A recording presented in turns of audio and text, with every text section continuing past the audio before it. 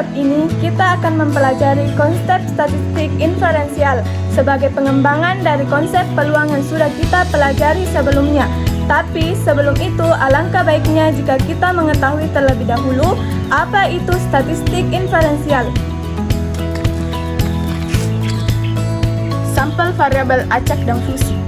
Sampel adalah sebagian dari populasi yang memiliki sifat dan karakteristik yang sama, yang menggambarkan dan dapat memiliki seluruh populasi yang diteliti. Sedangkan populasi adalah himpunan semua unsur yang memiliki beberapa karakteristik yang sama.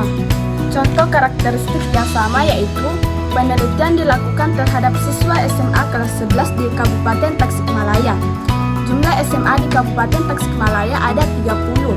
Lokasinya berjauhan antara satu SMA dengan SMA lainnya, sehingga membuat penelitian hanya meneliti sampel yang diambil dari 3 SMA di kabupaten. Dari kalimat di atas, maka contoh populasi penelitian tersebut adalah seluruh siswa SMA kelas 11 dari 30 SMA di Kabupaten Tasikmalaya. Sedangkan contoh sampel adalah siswa kelas 11 dari 3 SMA di Kabupaten Tasikmalaya. Variabel acak adalah variabel yang nilainya tidak diketahui atau fungsi yang memberikan nilai pada setiap hasil percobaan.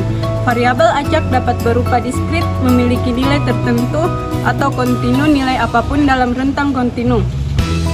Penggunaan variabel acak paling umum digunakan dalam probabilitas dan statistik yang digunakan untuk mengukur hasil kejadian acak. Contoh, misalnya peluang munculnya angka 3 ketika sebuah dadu dilempar adalah 1/6 dan peluang munculnya angka 4. Contoh, misalnya peluang munculnya angka 3 ketika sebuah dadu dilempar adalah 1/6 dan peluang munculnya angka 4 atau 2 atau angka lain apapun pada ke-6 sisi sebuah dadu juga adalah 1/6 mati. Perhatikan bahwa jumlah semua probabilitas adalah 1. Fungsi peluang adalah nilai peluang dari setiap variabel acak. Percobaan dan eksperimen binomial. Di dalam matematika, suatu eksperimen terdiri atas serangkaian percobaan yang bersifat independen. Istilah eksperimen sendiri tidak harus berupa pekerjaan di dalam laboratorium, melainkan lebih luas lagi. Misalnya, serangkaian pengutusan dadu, pengambilan kartu, atau pencatatan suatu objek pada tempat dan waktu tertentu.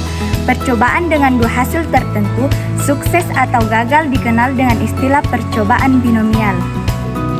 Percobaan dan eksperimen binomial. Di dalam matematika, suatu eksperimen terdiri atas serangkaian percobaan yang bersifat independen. Istilah eksperimen sendiri tidak harus berupa pekerjaan di dalam laboratorium, melainkan lebih luas lagi. Misalnya, serangkaian pengutusan dadu, pengambilan kartu, atau pencatatan suatu objek pada tempat dan waktu tertentu. Percobaan dengan dua hasil tertentu, sukses atau gagal, dikenal dengan istilah percobaan binomial. Percobaan dan eksperimen binomial. Di dalam matematika, suatu eksperimen terdiri atas serangkaian percobaan yang bersifat independen. Istilah eksperimen sendiri tidak harus berupa pekerjaan di dalam laboratorium, melainkan lebih luas lagi. Misalnya, serangkaian pengutusan dadu, pengambilan kartu, atau pencatatan suatu objek pada tempat dan waktu tertentu.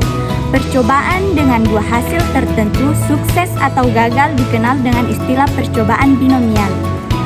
Apa sih yang dimaksud dengan distribusi binomial? Dalam teori probabilitas dan statistika, distribusi binomial adalah distribusi probabilitas jumlah keberhasilan dalam N percobaan, ya atau tidak dalam kurung berhasil atau gagal yang saling bebas, di mana setiap hasil percobaan memiliki probabilitas P. Baik, teman-teman dapat melihat rumus yang telah tertera pada video ini. Contoh distribusi binomial adalah, misalnya asumsikan bahwa kasino menciptakan permainan baru di mana peserta dapat memasang taruhan pada jumlah kepala atau ekor dalam jumlah pelemparan koin tertentu. Asumsikan seorang pemain ingin memasang taruhan $10 bahwa ada tepat 6 ekor kepala dalam 20 lemparan koin. Peserta ingin menghitung kemungkinan terjadinya hal ini. Oleh karena itu, mereka menggunakan perhitungan distribusi binomial.